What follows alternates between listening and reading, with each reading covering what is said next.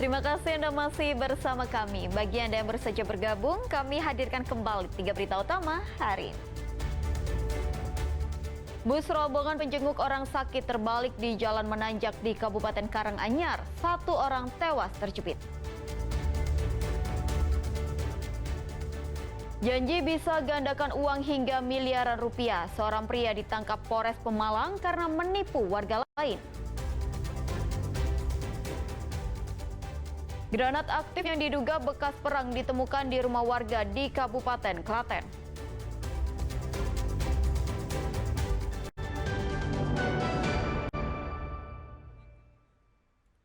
Diduga tak kuat menanjak, minibus terguling di Kecamatan Matesi, Karanganyar. Akibatnya 1 penumpang tewas dan 6 penumpang lainnya luka-luka.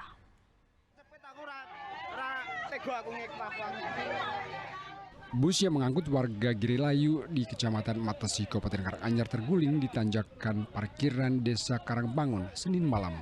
1 orang meninggal dunia karena terjepit badan bus, sedangkan 6 lainnya luka-luka.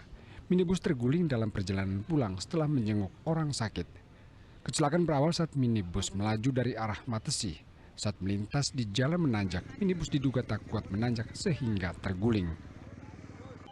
Jumlah 27 orang. Terus pulang nanjak nggak kuat, terus gelondor. Itu kalau kendaraannya sendiri itu dari mana, Pak? Kendaraan dari Seberan, warga situ, warga setempat. Sering Tiap tile mantenan pakai mobil itu. Tadi tilenya itu di Puskesmas Karangpandan. Dari Puskesmas Karangpandan mau pulang ke Dusun Bati, Desa Girilayu. Ini kan tanjakannya kan dari bawah sana sekitar ada 500 meter ada naik terus, Mas. Tanjakan tinggi. Tapi dari bawah ini ya? Iya, dari bawah. Dugaannya sementara mungkin apa dan? Ya, karena faktor kendaraan, melihat kendaraannya tadi usianya usia perlu perbaikan, perawatan. Korban yang meninggal atas nama Ar Josim, sedangkan penumpang yang mengalami patah kaki bernama Citri Sony. Kecelakaan tunggal ini masih diselidiki unit Laka Lantas Kepolisian Resor Karanganyar. Pemerintah Kabupaten Karanganyar turut prihatin dan berduka atas kecelakaan tunggal yang merenggut 1 nyawa. Bupati Karanganyar Robert Kristanto akan menanggung biaya korban yang dirawat di fasilitas kesehatan. Semuanya ditanggung pemerintah. Oke, gratis ini Pak ya? Gratis. Oke. Kalau untuk jumlah keseluruhan penumpang informasinya ada berapa, Pak? Masih sumbang siur, kami belum bisa pasti jumlahnya berapa. Pokoknya yang penting dari korban yang sudah ada semuanya ditangani dengan baik. Pemerintah Kabupaten Karanganyar melalui dinas terkait akan meninjau dan memasang rambu-rambu peringatan di jalan menanjak untuk mengantisipasi kejadian serupa tidak terulang lagi. Heri Prasetyo melaporkan dari Karanganyar. Sebuah granat ditemukan warga Kecamatan Jogonalan, Klaten. Granat berkarat yang diduga masih aktif ini ditemukan warga saat sedang meratakan tanah bekas rumah. Warga Desa Ngering di Kecamatan Jogonalan, Kabupaten Klaten menemukan granat yang tertanam di dalam tanah. Granat ditemukan salah seorang pekerja yang hendak meratakan tanah bekas rumah. Saat sedang mencangkul, pekerja bangunan kaget melihat granat pada kedalaman 30 cm. Penemuan ini kemudian langsung dilaporkan ke warga dan polisi. Saya waktu kerja ngeratain tanah itu, saya nyangkul gitu Pak, nyangkul terus sekitar 30 sentian. 30 sentian itu langsung ngenain itu kan gimana itu, geser gitu loh. Saya langsung kaget, langsung datang ke warga yang dekat sini. Saya bilang, Pak ini ada apa gitu, kok ada kayak gini gitu.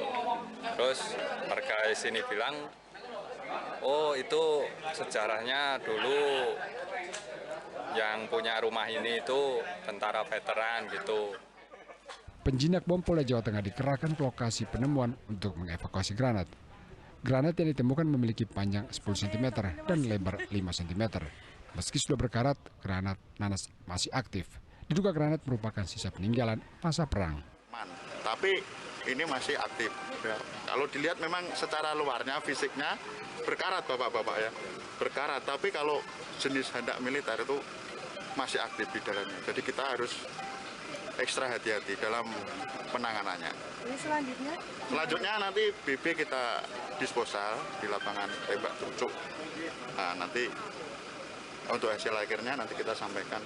Jadi penemuan seperti ini saya mengharap untuk baik yang di wilayah maupun yang masyarakat, saya harap hati-hati. Setelah dievakuasi, granat akan dilakukan disposal oleh petugas Jibom Polda Jawa Tengah. Krisna Agung melaporkan dari Klaten. Gara-gara rokok dan minuman keras, seorang pria di Wonosobo tusuk temannya sendiri dengan pisau. Akibat insiden itu, korban mengalami luka serius di bagian leher dan mengalami gangguan pada pita suara.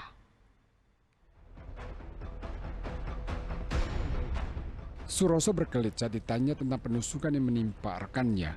Pria sempat buron akhirnya mengakui perbuatannya setelah terdesak. Suroso ditangkap di rumahnya di Kecamatan Sapuran, Kabupaten Wonosobo. Ia ditangkap karena menusuk leher temannya sendiri hanya gara-gara miras dan rokok. Penusukan terjadi pada 7 November tahun 2024 lalu. Saat itu pelaku sedang nongkrong di sebuah kafe bersama rekan lainnya. Tiba-tiba korban datang dan bergabung dengan mereka. Karena korban meminum minuman keras dan mengambil rokok pelaku tanpa izin, pelaku pun tersinggung.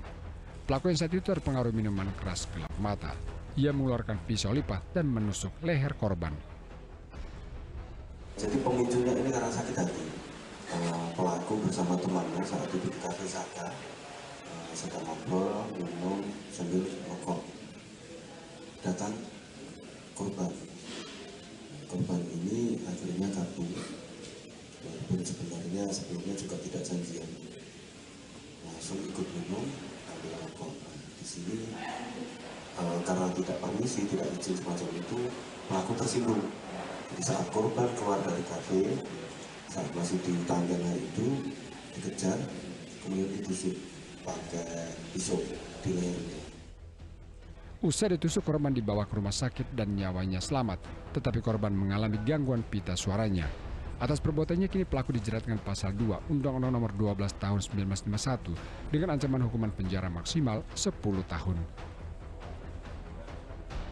Wahyudiono melaporkan dari Wonosobo. Sementara itu, dipicu dendam lama, seorang pria bersama rekannya mengeroyok tukang parkir hingga korban menderita luka serius. Sebelumnya, pelaku terlibat keributan dengan korban.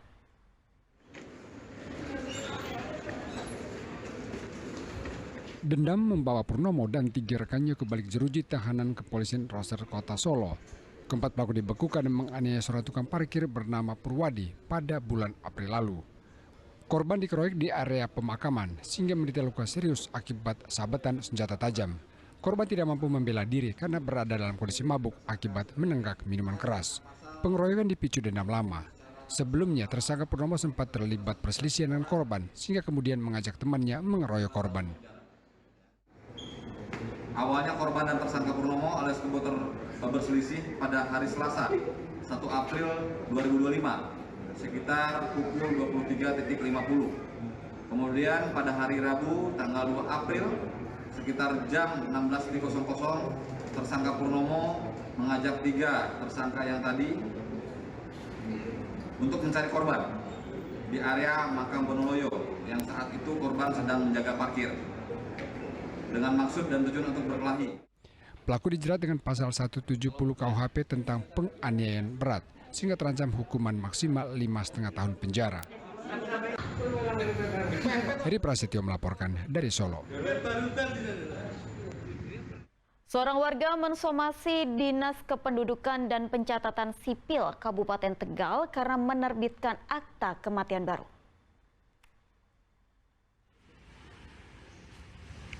Warga bernama Ferry Purnomo mensomasi Disduk Capil Kabupaten Tegal karena menerbitkan akta kematian baru Cha Chen Sio, buyut dari istri pelapor. Akta baru diterbitkan tahun 2019 lalu. Pihak keluarga memprotes karena akta kematian lama sudah diterbitkan tahun 1955 lalu oleh Bupati Tegal dengan nama pemohon Chandrayani. Chandrayani merupakan ahli waris melalui penetapan Pengadilan Negeri Slawi. Keluarga mencium kejanggalan lantaran pemohon akta baru mengaku sebagai keturunan almarhumah. Namun, pihak Dukcapil berdalih tidak mengetahui jika akta kematian Cho Chen Sio sudah diterbitkan.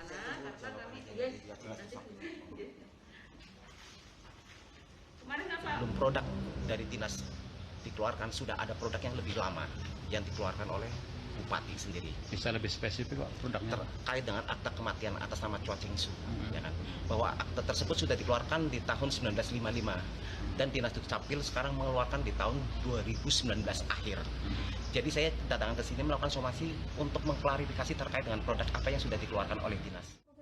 Ketika ada permohonan dari pemohon terkait dengan pengajuan akta kematian dan syarat terpenuhi, akan kami terbitkan akta kematian. Kami kan di sini uji formil ya, bukan uji material gitu. Artinya ketika syarat terpenuhi ya kami terbitkan akta kematian seperti itu. Apa tidak membuka dokumen yang lama mungkin Bu ya? Dokumen yang lama yang mana ya?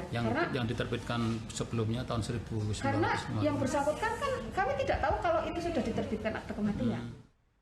Seorang pria lanjut usia ditemukan tewas di dalam mobil taksi online di kawasan Gunung Kemukus, Kabupaten Sragen. Polisi tidak menemukan tanda bekas kekerasan pada tubuh korban.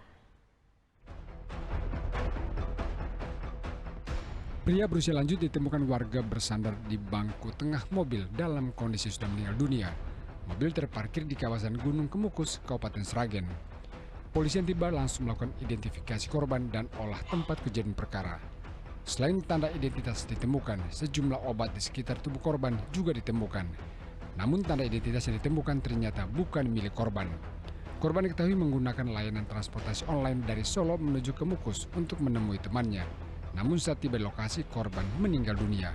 Polisi masih menyelidiki penyebab korban meninggal. Namun dipastikan tidak ada tanda kekerasan pada tubuh korban.